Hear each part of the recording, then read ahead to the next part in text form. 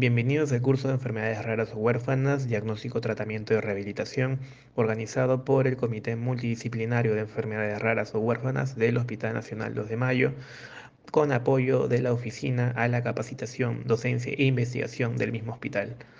Empezamos la exposición a cargo de la doctora Janet Villegas Guzmán, que es médico especialista en reumatología del Hospital Nacional 2 de Mayo, miembro actual de la Sociedad Peruana de Reumatología y actual integrante del Comité de Enfermedades Raras o Huérfanas del Hospital Nacional 2 de Mayo. La doctora va a dar la exposición acerca de lo que es el fenómeno de Raynaud y complicaciones isquémicas en esclerodermia sistémica. Muchas gracias, doctora, por el apoyo hacia este curso que estamos brindando como parte de las actividades del comité. Podría empezar ya con su exposición. Muchas gracias, doctor Alex. Un saludo a todos los participantes en este curso virtual de enfermedades raras o huérfanas organizado por el Hospital Nacional de Mayo. Asimismo, doy gracias al comité organizador por invitarme en esta participación. El día de hoy voy a hablar sobre una enfermedad reumatológica crónica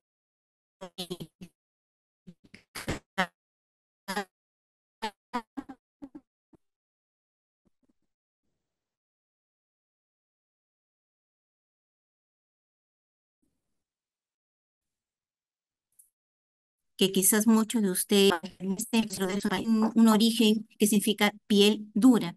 Y ese es el signo clínico visible que todos nosotros hemos tenido oportunidad de ver en algún momento en los pacientes afectados, los cambios visibles en la piel, una piel endurecida. Pero más allá de la piel, estas personas tienen manifestaciones orgánicas que causan una alta morbilidad y muerte prematura de las personas afectadas con esclerodermia sistémica. Y dentro de todas esas manifestaciones sistémicas que dan un impacto negativo en la calidad de vida de estos pacientes, he elegido hablar sobre un síntoma vascular muy frecuente en estos pacientes y que incluso precede por años los cambios característicos de la fibrosis, y es el fenómeno de Raynaud con sus complicaciones vasculares isquémicas. Muy bien. Eh, ¿Por qué se ha elegido también este mes de junio hablar sobre este tema? Lo importante es que el 29 de junio es una fecha elegida a nivel mundial para reconocer a las personas afectadas por esta enfermedad de esclerodermia sistémica, y se eligió la fecha 29 de junio en memoria a un pintor suizo. Paul Lee fue un artista de la enfermedad. Él falleció a la edad de 60 años con la esclerodermia sistémica, lo cual se vio reflejado los cambios que le provocó la enfermedad en sus pinturas. Por eso es que está como un símbolo de la enfermedad de esclerosis sistémica y reconocer el valor de las personas afectadas por esta enfermedad. Asimismo, también es una oportunidad para poder dar a conocer mayor información de la enfermedad en la sociedad, y también dar a conocer cómo se está avanzando en la investigación, en el tratamiento y en el enfoque diagnóstico de esta entidad. Estos son los temas a tratar en mi exposición. Muy bien. En el Perú, la Ley 29698 define enfermedades raras y huérfanas aquellas enfermedades con prevalencia menor de un caso por 100.000 habitantes. Son causa de discapacidad crónica y de muerte prematura. A veces hay demoras en años para ser diagnosticadas y tenemos escasos datos epidemiológicos de ellas. Entre los principales objetivos de esta ley es brindar atención integral de las personas afectadas con enfermedades raras y huérfanas, y también mejorar la calidad de vida del paciente y de su familia. También impulsar la educación entre los profesionales de la salud sobre el conocimiento de estas enfermedades. Y esclerodermia sistémica es una enfermedad rara, por eso es la razón de estar hoy día en esta presentación. Para los que recién se están uniendo a la charla, estamos hablando hoy día sobre el fenómeno de Raynaud y complicaciones isquémicas en esclerodermia sistémica. La esclerodermia sistémica o esclerosis sistémica es una enfermedad reumatológica crónica que dentro de sus manifestaciones clínicas característica es la fibrosis de la piel, por eso se le llama esclerodermia, piel dura. Y todos hemos tenido la oportunidad de poder ver este tipo de pacientes afectados con esta enfermedad. Y como es una enfermedad sistémica, tiene afectación múltiple de diversos órganos, que son las que determinan el pronóstico y la muerte prematura de estos pacientes. Dentro de esas manifestaciones sistémicas vamos a hablar del fenómeno Raynaud como el síntoma vascular más frecuente en la esclerodermia y también causa de complicaciones isquémicas que afectan la calidad de vida de las personas. ¿Por qué a la esclerodermia le llaman una enfermedad rara? Es una enfermedad poco frecuente, más que rara, el término más idóneo creo que es una enfermedad poco frecuente. Y por ser poco frecuente, existe pocos datos epidemiológicos sobre esta enfermedad. Los datos epidemiológicos que contamos en la actualidad en países cercanos a nuestra realidad en Latinoamérica, prevalencia en Argentina, en Brasil, en Colombia, una prevalencia de aproximadamente 10 casos a 30 casos por 100.000 habitantes. Aún no tenemos una prevalencia propia. Es más frecuente que se afecte a las mujeres que el varón en las edades entre 30 y 60 años de edad. ¿Por qué se le llama una enfermedad sistémica? Ya lo he mencionado, la afectación clínica visible, lo que vemos es la piel endurecida, pero estos pacientes también tienen fibrosis y cambios vasculares en órganos importantes como el tubo digestivo, el corazón, los pulmones, los riñones. Es una enfermedad de naturaleza inmunomediada, es decir, hay expresión de anticuerpos, algunos tipos de anticuerpos antinucleares que permiten también el diagnóstico de estas entidades, de esta enfermedad. Además, los pacientes con esclerodermia sistémica pueden también coexistir con otras enfermedades autoinmunes.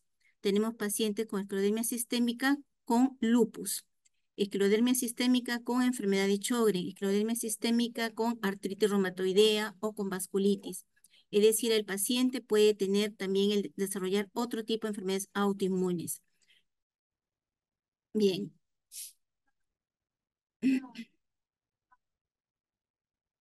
Vamos a conocer cuál es la causa, por qué algunas personas desarrollan esta enfermedad. Se conoce que es una enfermedad poligenética.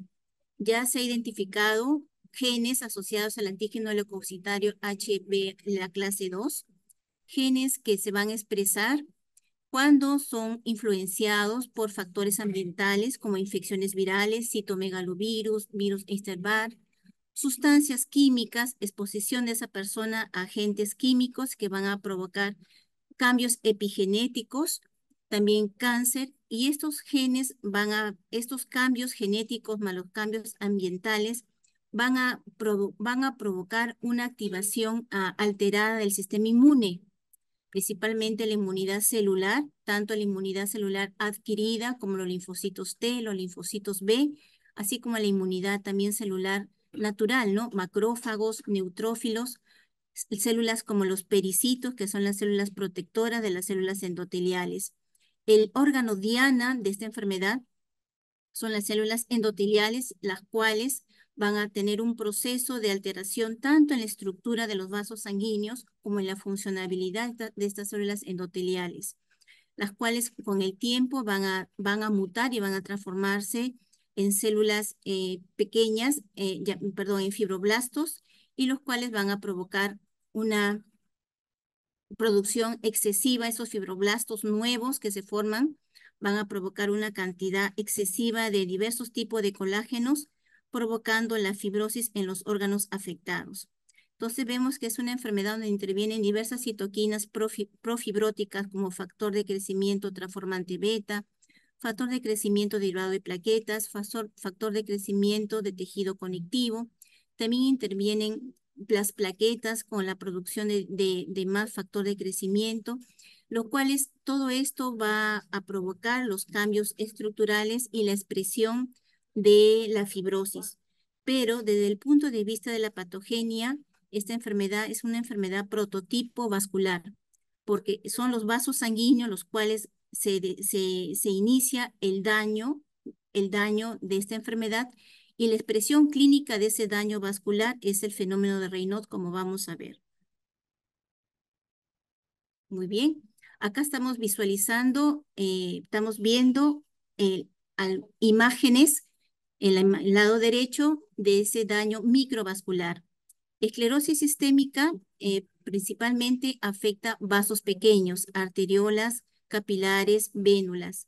Y como he mencionado, en su patogenia va a provocar la fibrosis, pues las capas íntima y la capa media de las arteriolas de órganos, por ejemplo, a nivel glomerular, a nivel pulmonar, a nivel renal y de otros vasos, estas arteriolas van a provocar ese engrosamiento de la capa íntima y la capa media, disminuyendo el flujo sanguíneo.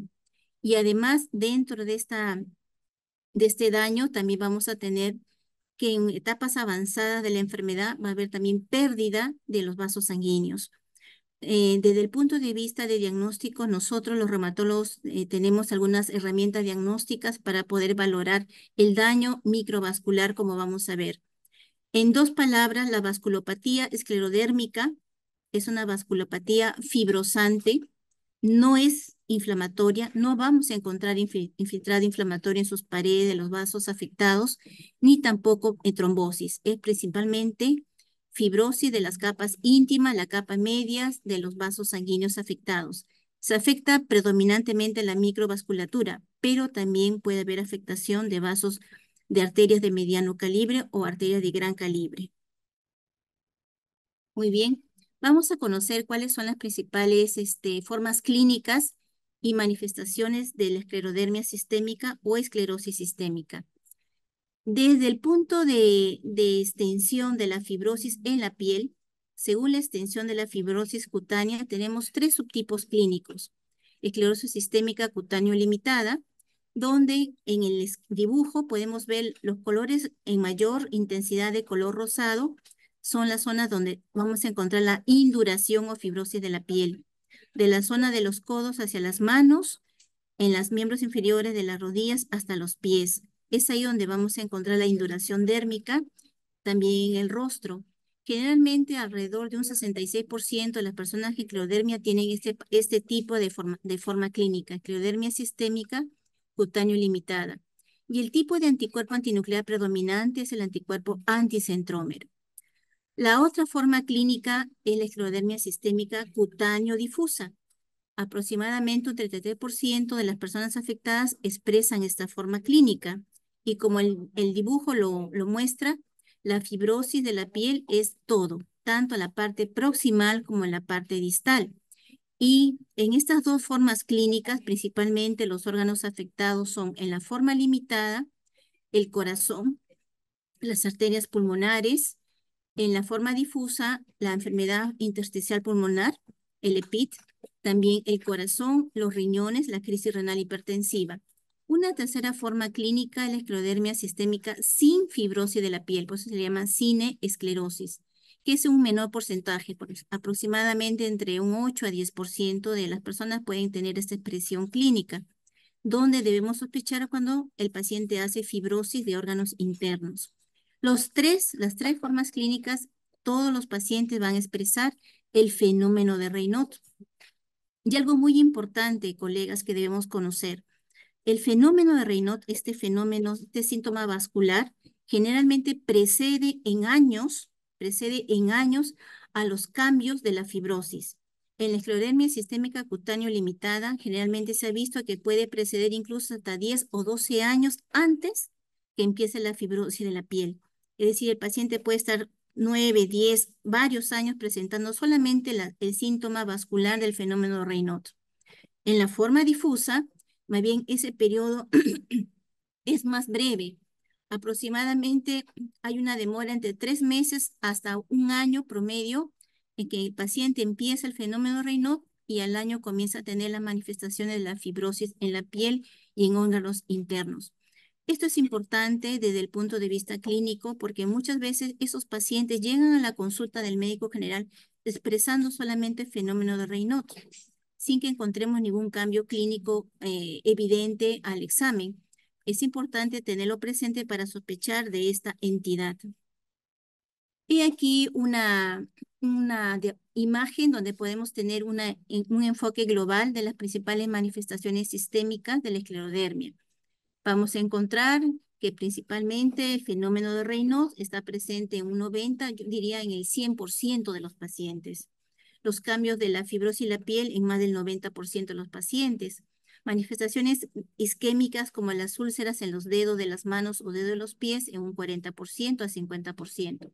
La fibrosis del tubo digestivo, la disfagia, la microstomía, la gastroparesia está presente en más del 90% de los pacientes. La crisis renal hipertensiva, expresión también de esta enfermedad en un 10% de pacientes. La enfermedad pulmonar intersticial, llamada EPIT, aproximadamente un 40% de pacientes. El compromiso cardíaco, las manifestaciones musculoesqueléticas como artralgias, artritis, mialgias, miositis. Es importante también tener en cuenta que los pacientes con esclerodermia sistémica pueden coexistir con otras enfermedades autoinmunes. Eso es lo que se llama síndrome de superposición. Eso es de alto impacto al momento de que evaluamos y examinamos al paciente. El paciente puede venir con cambios de fibrosis en la piel y estar expresando también manifestaciones clínicas de lupus o manifestaciones clínicas de artritis reumatoidea o de enfermedad de Sjögren o de síndrome antifosfolípido. Es por eso que es importante buscar la coexistencia de otra enfermedad autoinmune acompañando a esclerodermia sistémica. Y estamos viendo que la más prevalente son las miopatías inflamatorias, como la dermatomiositis, seguida de la artritis reumatoide, y el lupus en un 8% aproximadamente. ¿Y qué es el fenómeno de Raynaud?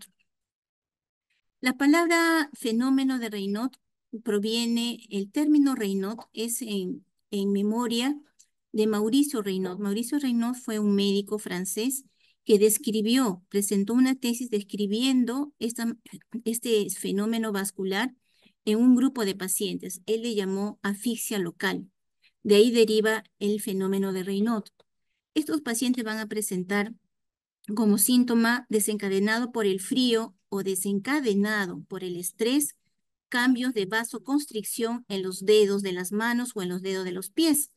Ustedes habrán visto en algún paciente que cuando hace mucho frío, la exposición al frío, los dedos se le ponen así de un color blanco, pálido. Eso es lo que se llama la fase isquémica.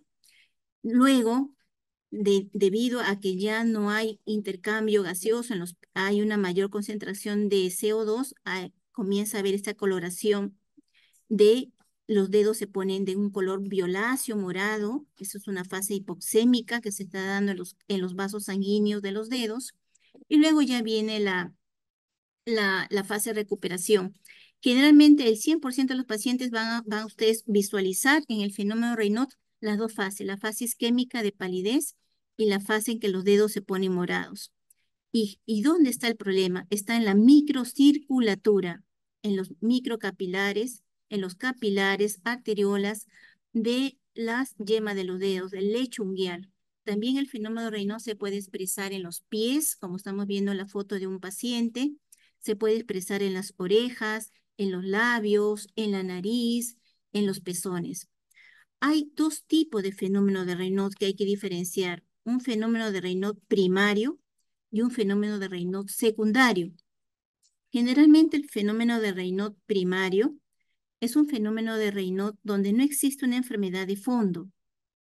Aproximadamente de 100 pacientes con fenómeno de Raynaud, la gran mayoría son primarios. No hay una enfermedad que lo esté originando. El 10% sí tiene una enfermedad de fondo, una causa. Eso se le llama fenómeno de Raynaud secundario.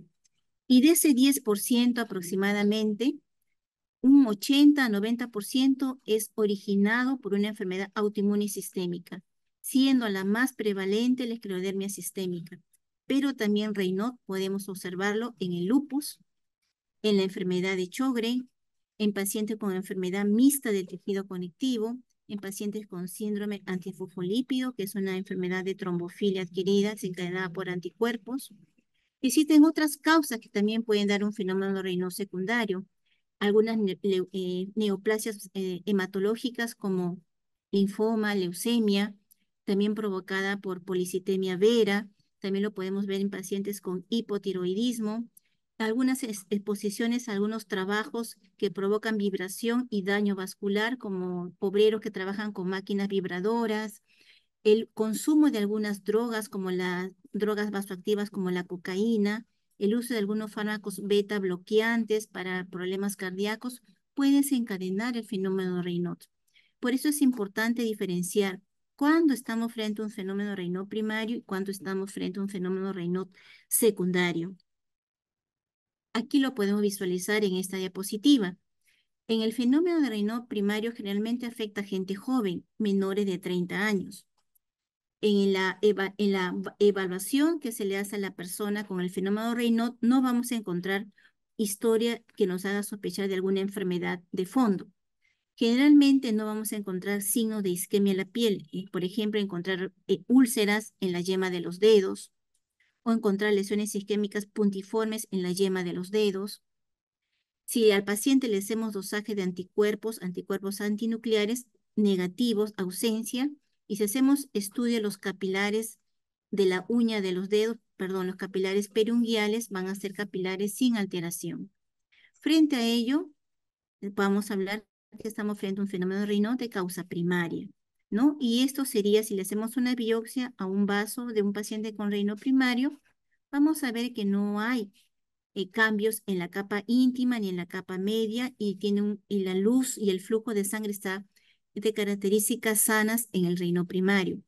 Pasemos a la imagen del lado derecho. Esa es una biopsia de un vaso sanguíneo de un paciente con esclerodermia sistémica, por lo tanto presentando un Raynaud secundario.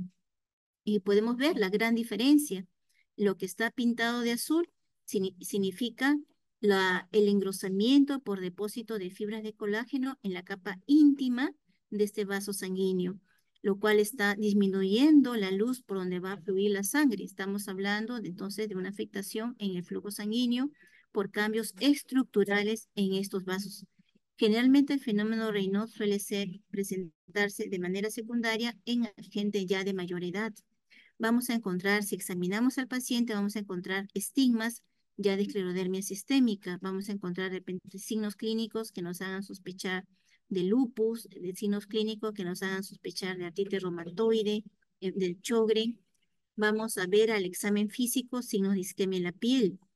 Estos pacientes se les hace dosaje de anticuerpos antinucleares y van a tener positividad de anticuerpos antinucleares. Y vamos a hacer un estudio de los capilares normales y vamos a encontrar alteración en la morfología de los capilares. Ese estudio de los capilares se llama la capilaroscopía, como vamos a ver en este momento. Aquí está, la capilaroscopía es una herramienta diagnóstica muy importante para el reumatólogo para evaluar el enfoque diagnóstico del fenómeno de Raynaud, si es primario o secundario. Empleamos varios dispositivos, el que se emplea actualmente y es considerado el gold estándar es el videocapilaroscopio y nos permite evaluar a nivel del lecho periunguial, a nivel de los capilares periunguiales, si hay cambios morfológicos. Como podemos visualizar en esta columna, en un capilar normal se visualiza así cuando hacemos la capilaroscopía, como si fuesen los dientes de un peine larguitos, sin cambios en su estructura ni en su tamaño. En cambio, en la esclerodermia sistémica sí vamos a encontrar cambios.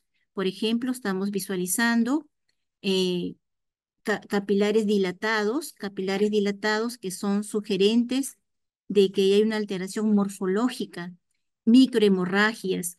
Todo esto son patrones característicos de que este fenómeno Raynaud es secundario y que puede corresponder a una esclerodermia sistémica. Por eso la capilaroscopía actualmente es una herramienta útil en el enfoque diagnóstico y también permite en el paciente con esclerodermia sistémica determinar el pronóstico y las complicaciones viscerales. Muy bien, vamos a entender por qué se produce el fenómeno Raynaud. Recordemos los cambios estructurales que hay en los vasos sanguíneos, ¿no? El engrosamiento de las capas vasculares. Muy bien, más allá de este cambio estructural, vamos a encontrar cambios en la funcionabilidad del endotelio vascular. Por eso hablamos de 3 factores en la fisiopatología del Raynaud. factores vasculares que dependen del endotelio vascular, factores neurogénicos que dependen de la inervación de estos vasos sanguíneos y factores intravasculares, es decir, de las células que están circulando en la sangre. Desde el punto de vista del endotelio vascular, este endotelio vascular es un endotelio disfuncional. Es decir, va a haber una mayor producción de moléculas vasoconstrictoras como la endotelina 1, la angiotensina 2, y más bien va a haber una menor producción de moléculas vasodilatadoras como son las prostaglandinas, también llamada prostaciclina, o menor producción del óxido nítrico, que es una molécula vasodilatadora. Esto se da porque es un endotelio disfuncional, alterado por falla inmunológica. Muy bien. Más allá de predominar las moléculas vasoconstrictoras, también las fibras nerviosas que permiten la motilidad de las fibras musculares de nuestros vasos sanguíneos también van a tener una función alterada y va a predominar también una reactividad a la vasoconstricción.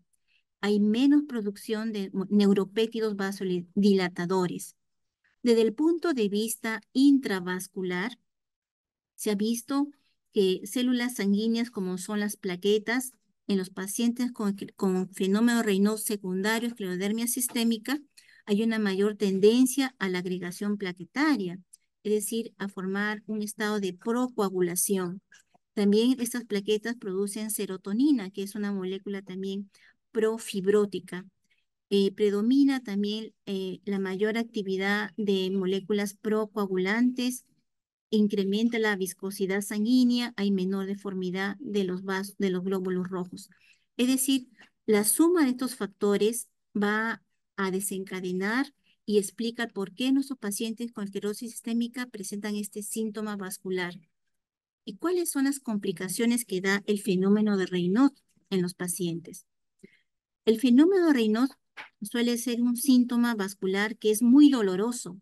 Es muy doloroso cuando el paciente está en esta fase, como podemos visualizar, en esta fase hipoxémica, los dedos están con este color morado, el paciente tiene mucho dolor. Esto puede durar segundos o puede durar minutos. Y si no se trata el fenómeno de Raynaud, este fenómeno se presenta varios episodios al día, con características severas, puede causar complicaciones isquémicas como el desarrollo de gangrena o de úlceras digitales.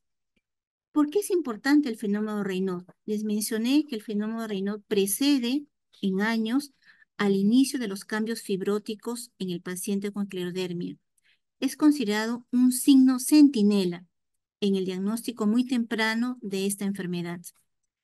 El fenómeno de Raynaud, sumado a cambios como las manos edematosas, expresa un proceso de inflamación en la dermis del paciente, más los dolores articulares, las artralgias o artritis, son llamados los signos de alarma o los signos bandera roja para sospechar de esta enfermedad.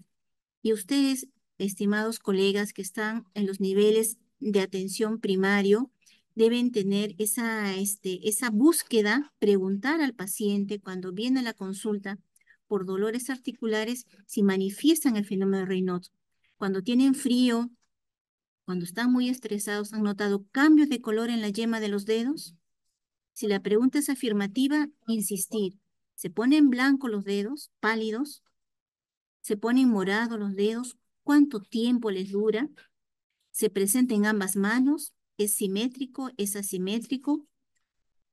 ¿Y cuántas veces al día presentan este fenómeno de Raynaud?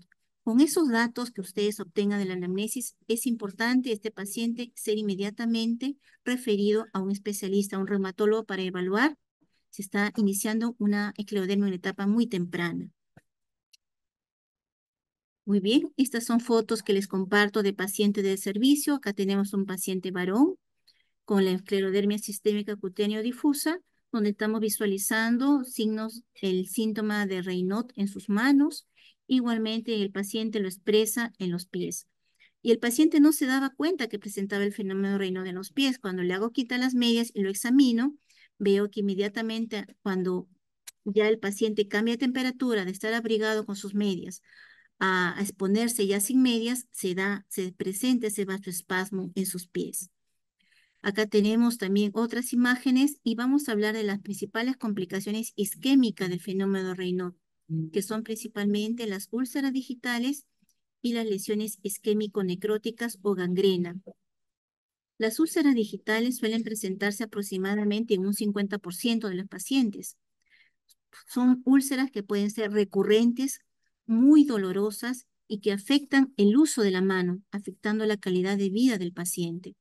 Estas úlceras pueden presentarse de manera continua y pueden llegar incluso a ser un foco desencadenante de un cuadro séptico. Las lesiones isquémicas, necróticas o gangrena es ya también, al igual que las úlceras digitales, expresan que el paciente no tiene un adecuado control del fenómeno Raynaud. Es un fenómeno de Raynaud muy severo y esto constituye una urgencia médica. Ambas manifestaciones, ambas complicaciones isquémicas son una urgencia médica donde el paciente tiene que ser hospitalizado para poder evaluar de manera integral cómo poder ayudar en el manejo del fenómeno Raynaud no, no tratado. Muy bien, estas son imágenes de pacientes con fenómeno de Raynaud, presencia de úlceras en la yema de los dedos, lesiones necróticas, lo que llamamos la isquemia crítica, isquemia digital crítica, y frente a este fenómeno de Raynaud, debemos pensar en un diagnóstico diferencial. Solo Raynaud puede causar estas lesiones isquémicas o puede haber otras causas que me puedan sumar y dar estas complicaciones isquémicas. La respuesta es sí. Los pacientes con cloridemia sistémica también pueden compartir, como les mencioné, síntomas de síndrome antifosfolípido, es decir, tener cuadros de microtrombosis y causar también estas lesiones isquémicas.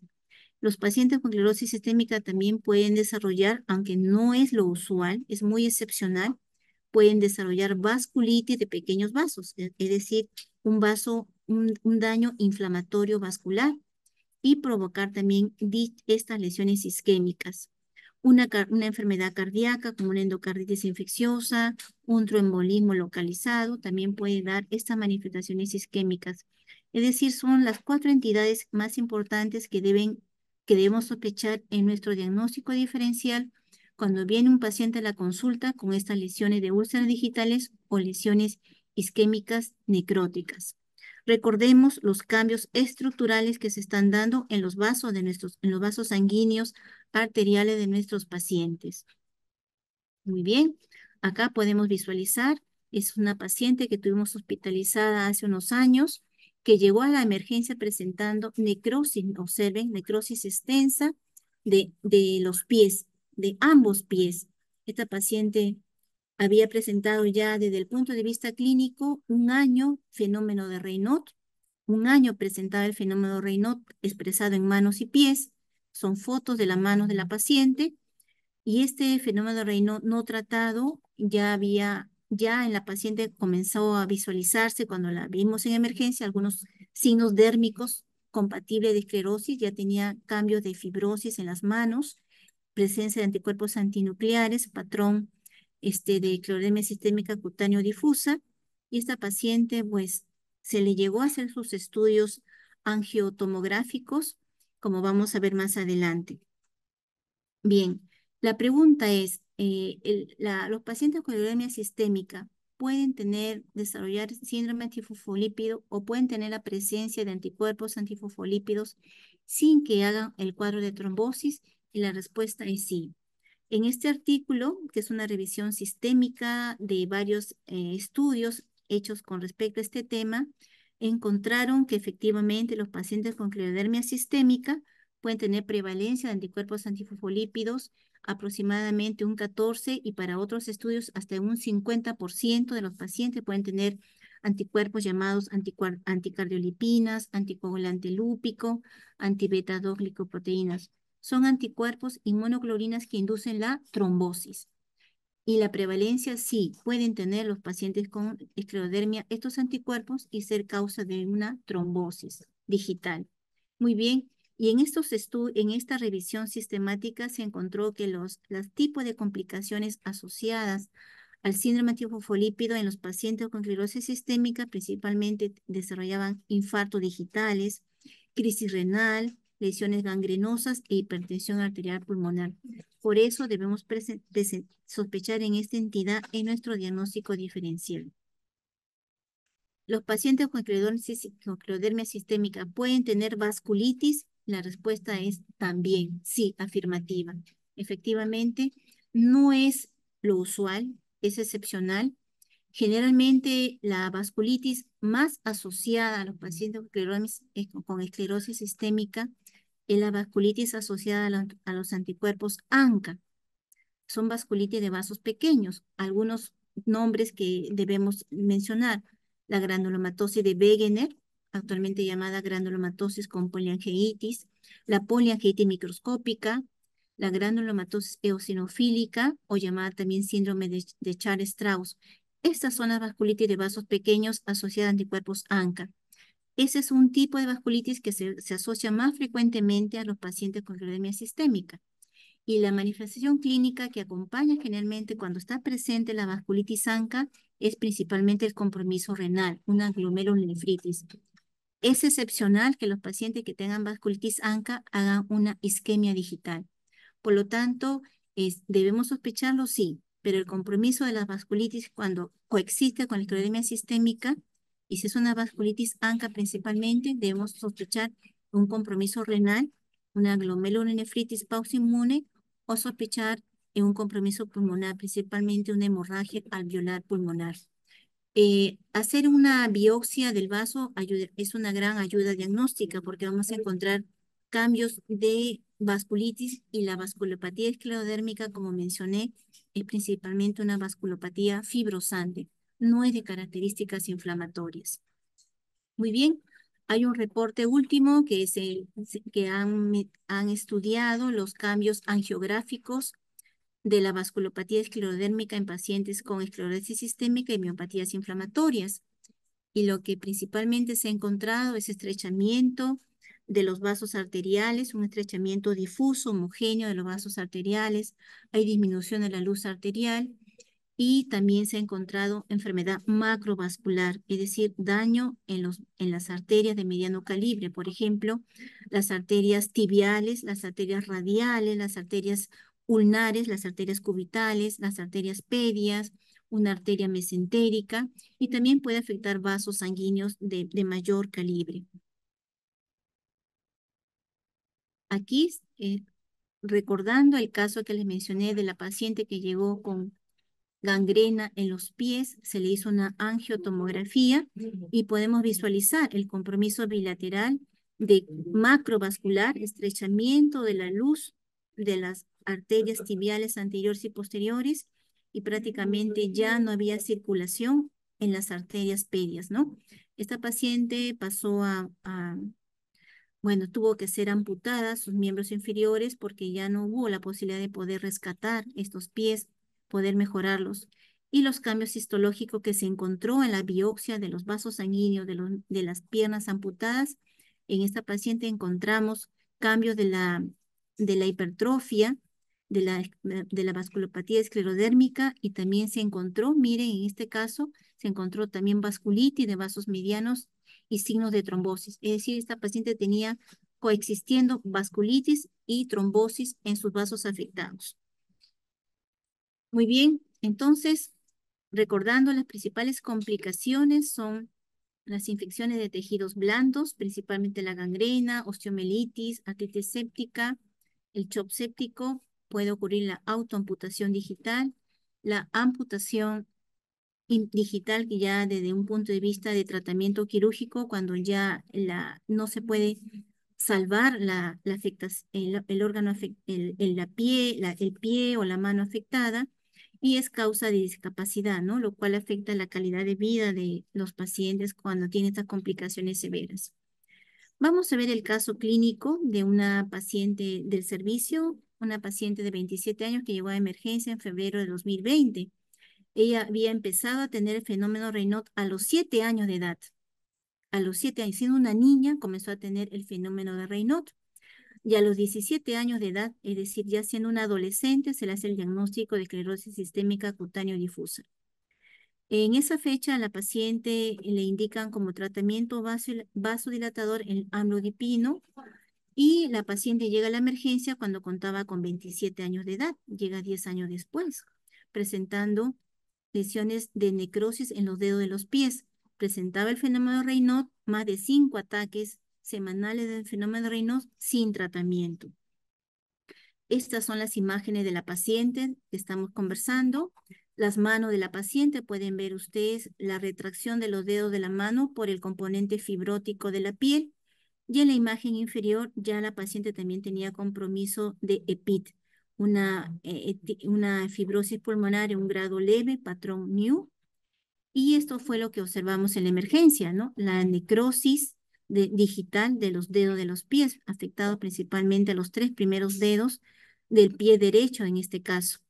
La paciente tenía anticuerpos antinucleares, 1/320, y tenía el anticuerpo antinuclear anti-CD70, un fenómeno de Raynaud no tratado. Cuando se le hace el examen clínico de los pulsos, había disminución de los pulsos pedios, y en el hemograma se encontraba anemia y también leucopenia. Muy bien. Cuando se le hace el estudio, el enfoque diagnóstico y el enfoque diagnóstico diferencial de por qué la paciente con esclerodermia sistémica presenta esta isquemia necrótica en los pies, se le hizo el estudio Doppler del arterial y se encontró que había efectivamente una disminución de flujo en arterias en arterias de mediano calibre, arteria tibial anterior, arteria pedia derecha. Es decir, había un daño macrovascular. No se le pudo efectivizar el angioten, se buscó anticuerpos antifosfolípidos negativo, acordémonos en el diagnóstico diferencial. Se le hizo estudio de anticuerpos ANCA para vasculitis de vasos pequeños, negativo. Búsqueda de sobreposición con lupus, también anticuerpos negativos para lupus. Muy bien, se hizo la búsqueda de alguna complicación cardíaca, no había evidencia de alguna enfermedad valvular.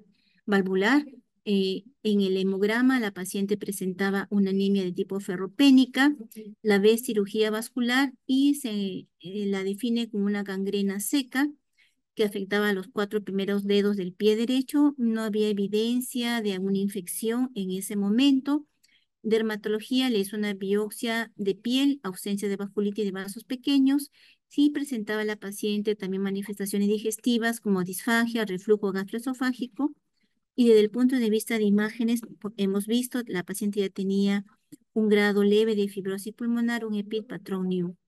Entonces se llegó a un diagnóstico clínico de una vasculopatía digital isquémica grave, crítica, provocada por el fenómeno Raynaud y por la vasculopatía fibrosa que provoca la esclerodermia en los vasos afectados.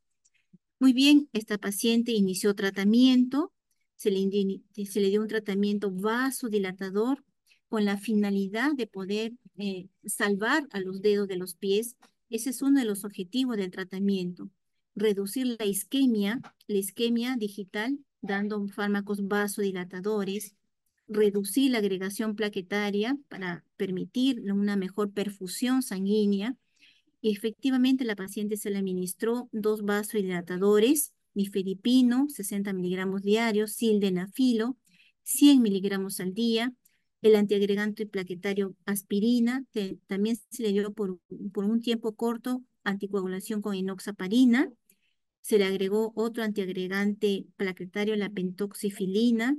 Analgesia, hemos mencionado que esto es muy doloroso y estos pacientes, si queremos reducir el estrés que provoca el dolor, tienen que estar con analgesia, principalmente tramadol, vía parenteral, y se le inició el tratamiento inmunosupresor con metrotexate. Como habrán visto en la evaluación de esta paciente, intervino el cirujano vascular, el infectólogo, el cardiólogo, radiología, todo para poder llegar a un diagnóstico definitivo. Muy bien.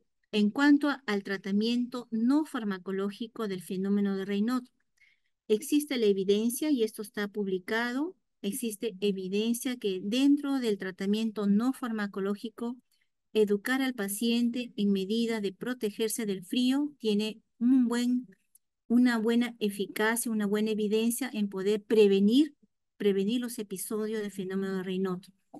El paciente debe evitar exponerse al frío. Ahora que estamos en la época de invierno, los pacientes que vienen a la consulta y cuando uno les examina, la mayoría de ellos están expresando el Raynaud en las manos. También el hábito de fumar es nocivo al paciente que tiene el fenómeno Raynaud asociado a esclerodermia sistémica. Otras recomendaciones con menor evidencia es la ingesta de alcohol, la cafeína, la presencia de traumatismos locales también puede ser un desencadenante y de una severidad del fenómeno de Raynaud. Se le debe recomendar al paciente con esclerodermia sistémica evitar el consumo de fármacos vasoconstrictores, por ejemplo, los beta bloqueadores que se utilizan para el tratamiento de la hipertensión arterial, como el bisoprolol, en fin. Algunos fármacos antineoplásicos también pueden producir vasoconstricción. Sin ir más allá, fármacos de uso más común, como son los descongestionantes nasales, que tienen moléculas vasoconstrictoras como la pseudoefedrina. Esos descongestionantes nasales no se le debe prescribir a los pacientes con esclerodermia sistémica. Por lo tanto, es importante que el paciente conozca que cuando va a la consulta médica debe decir: tengo esclerodermia sistémica, tengo fenómeno de Raynaud y hay algunos medicamentos que no se me debe indicar para evitar pues, efectivamente esta repercusión de de esta complicación. Si recordamos esta diapositiva, cuando les expliqué la fisiopatogenia del fenómeno Raynaud en esclerosis sistémica y hablé que había una predominancia de la vasoconstricción porque hay mayor producción de endotelina 1, hay una mayor producción de angiotensina 2, hay menos secreción del endotelio vascular del óxido nítrico, hay menos secreción de prostaglandinas. Si recordamos este esquema, vamos a poder entender la siguiente diapositiva en cuanto al tratamiento farmacológico con evidencia. Muy bien, en las guías europeas del EULAR, es la Liga Europea de Enfermedades Reumatológicas, el EULAR en el 2017, actualmente ya se va a publicar una actualización de dichas recomendaciones. En el 2017, en el EULAR, publicado en la revista Annals Rheumatoid de 2017, se presentó con evidencia fuerte, lo que está en color verde, evidencia fuerte, un nivel de evidencia fuerte, que la primera línea de fármacos, primera línea de medicamentos para tratar el fenómeno Raynaud son los medicamentos bloqueadores de canales de calcio, o también llamado antagonistas de los canales de calcio, porque de esa manera vamos a bloquear la vasoconstricción a nivel de la musculatura, a nivel del endotelio vascular. Principalmente, nifedipino es el medicamento que se emplea y cuando el paciente no tiene tolerancia al nifedipino, se puede optar por el amlodipino y se emplea dosis altas, estimados colegas, alrededor de 60, 90, 30, 60, 90 miligramos según la tolerancia del paciente. Muy bien. Como segunda línea tenemos a los medicamentos llamados inhibidores de la fosfodiesterasa 5. Estos medicamentos, ¿qué es lo que hacen? Inhiben a una enzima que bloquea la síntesis del óxido nítrico. Al inhibir esa enzima va a haber mayor producción de óxido nítrico, que es una molécula vasodilatadora. Por lo tanto, esta es la acción de estos fármacos y se puede emplear el sildenafilo a unas dosis de 50, 60 miligramos, 100 miligramos, según la severidad y tolerabilidad que tenga el paciente. O tenemos también otra opción que es el tadalafil a una dosis de 20 a 40 miligramos diarios. Estos medicamentos se usan cuando el paciente no responde a los bloqueadores de canales de calcio. Muy bien, y como tercera línea de acción en el tratamiento del fenómeno Raynaud severo, ya cuando hablo severo, cuando el paciente tiene más de 5 episodios diarios de fenómeno de Raynaud. Muy bien, cuando ya el paciente presenta lesiones isquémicas como úlceras digitales, cuando son muy dolorosas. Entonces, este tratamiento ya se debería sospechar, deberíamos optar por usar fármacos que son los prostanoides o análogos de las prostaglandinas prostaciclinas. Son fármacos de uso endovenoso y el paciente debe ser hospitalizado para su infusión. El más representativo es el Hilopros, pero existen otros más. Muy bien. Entonces, aquí tenemos la primera, segunda y tercera línea de tratamiento del fenómeno de Raynaud. Pasamos al manejo del fenómeno de Raynaud complicado con úlceras digitales o cuando ya existe una isquemia crítica digital. Sigue siendo como primera línea los bloqueadores de canales de calcio, principalmente ayudan en la cicatrización y en la prevención de nuevas úlceras. De segunda línea tenemos los inhibidores de la fosfodiesterasa 5 más los antagonistas de los receptores de endotelina. Estábamos hablando que la endotelina es una molécula vasoconstrictora. Pues acá tenemos un medicamento Bosentan que bloquea la recepción de esta molécula vasoconstrictora, antagonista del receptor de endotelina.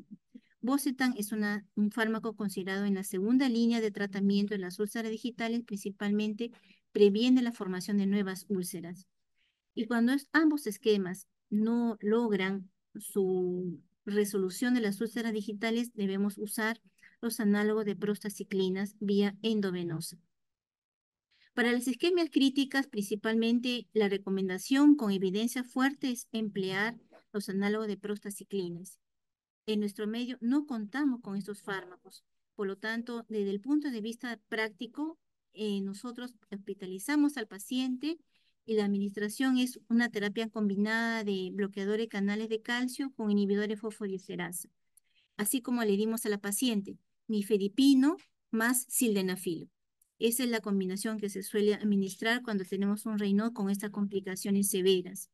El paciente, además de estar hospitalizado, debe recibir analgesia, ¿no? Para poder mitigar el dolor. Si hay signos de que hay una infección en esas lesiones necróticas, el uso de antibióticos vía parenteral. También vamos a actuar a nivel plaquetario usando antiagregantes como la aspirina o el clopidogrel. Las estatinas tienen una recomendación no tan fuerte, pero se ha visto que las estatinas también tienen una acción vasodilatadora y también tienen una acción de neutralizar la oxidación de las células endoteliales. Se debe dar por un periodo corto anticoagulación. De preferencia empleamos heparina de bajo peso molecular porque he mencionado que hay una tendencia a la coagulabilidad en los pacientes que tienen esclerodermia sistémica con estas complicaciones isquémicas. También con ayuda de cirugía plástica se tiene que hacer la debridación de estas lesiones necróticas o pasar a la amputación si fuese necesario. Entonces, colegas, este es el manejo integral de lo que es el fenómeno de Raynaud con sus principales complicaciones isquémicas. Muy bien, muchas gracias por la atención y si hubiese alguna pregunta, con todo gusto para poder absolverla. Gracias.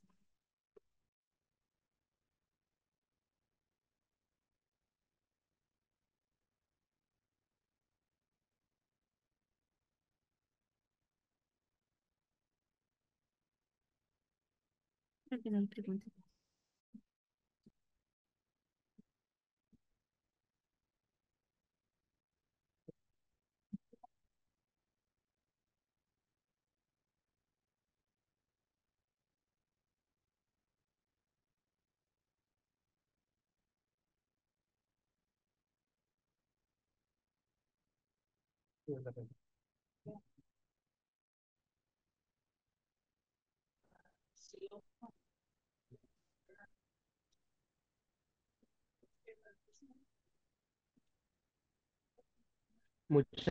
Muchas gracias por la ponencia, doctora. Actualmente estoy revisando el chat, no he visto ninguna consulta, pero se le ha dado la oportunidad a los participantes, ¿no? De que posterior a la clase, en caso tengan alguna duda, nos la hagan llegar a través de un formulario de Google Forms que vamos a dejar en el aula virtual y posteriormente le podemos estar consultando estas dudas, ¿no? Para que puedan ser resueltas. Doctora, al no haber alguna duda respecto, ¿qué sugerencias o qué recomendaciones les puede dar a los participantes respecto a este diagnóstico, pero enfocado en el primer nivel de atención? Así es. Como les mencioné, eso es importante que haya aquí en el auditorio médicos profesionales de primer nivel de atención.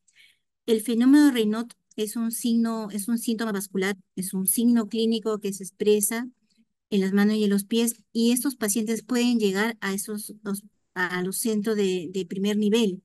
Van a llegar presentando porque van a tener dolor en sus manos y les va a llamar la atención que hay este cambio de color provocado por el frío o por el estrés. Junto a esos síntomas, deben nuestros colegas investigar manifestaciones como dolores articulares o artritis o examinar la piel si hubiese ya algún signo visible de que la piel de los dedos de las manos se están engrosando. Si fuese así, este paciente debería ser derivado ya a un hospital de mayor complejidad para que sea evaluado por el especialista y pueda hacer un diagnóstico lo más temprano posible.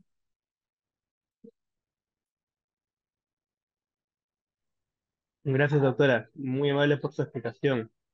Al no haber consultas al respecto, se da por terminada la clase. Muchas gracias por el apoyo nuevamente hacia lo que es el curso del Comité Multidisciplinario, ¿no?, de enfermedades raras o huérfanas, y ya nos estaremos comunicando y también reuniéndonos con usted en una próxima exposición.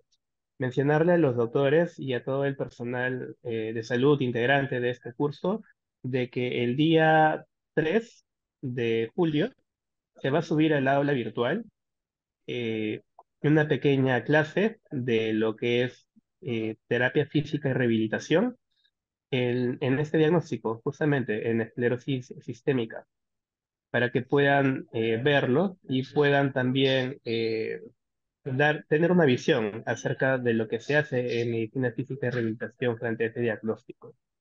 Y a partir de ahora no solo se va a tener esta visión también desde esta especialidad con ese diagnóstico, sino también de las próximas, en especial en hemofilia, en síndrome de Guillain-Barré y algunas otras más que hemos considerado de que ustedes deben de llevar ese conocimiento con ustedes.